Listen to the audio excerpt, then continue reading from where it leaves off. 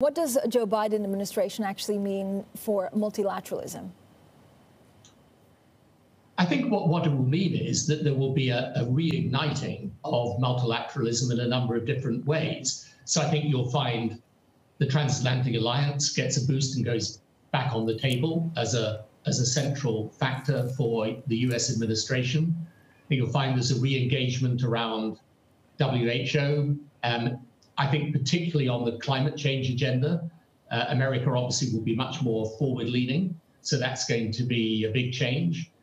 And then, I think in general terms, there will be people will want to engage with the administration to try and work out, for example, what will their relationship with China be? How do people fit into that? So there'll be people will think there's going to be more stability and predictability.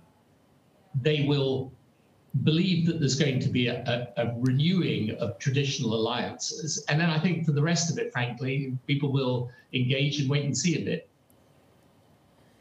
Does it make a big difference, or should it make a big difference to the current Prime Minister of the UK? Is it going to be more difficult to have, to deal with Brexit and then have a quick deal, a commercial deal with the US?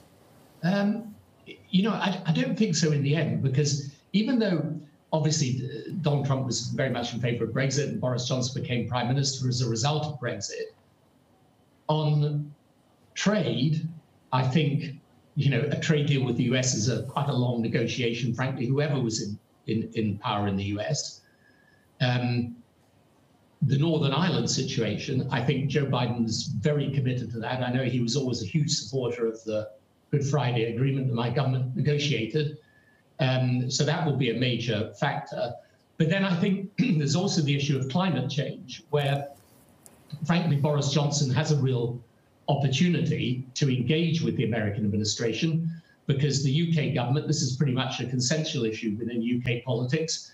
So, and Britain has got the leadership of the International Negotiating Forum for next December, not this December, the December afterwards. And therefore that's, I think, probably, despite all the past around Brexit, I think there will be a genuine, it's a deep relationship, the US-UK relationship. It's a deep systemic relationship in our military and intelligence, across the board on trade and business. And you have a very big issue, namely the climate agenda, in which this UK government and this new administration will be aligned.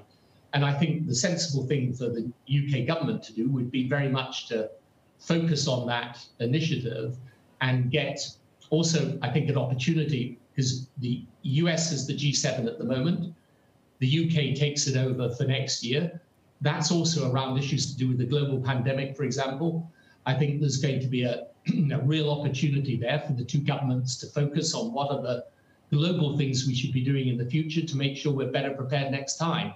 So I think there's, despite what people will say, and despite obviously a certain history, and despite them being from different parts of the political spectrum, I think there's plenty for the UK and US governments to work on if they want to, and they will want to.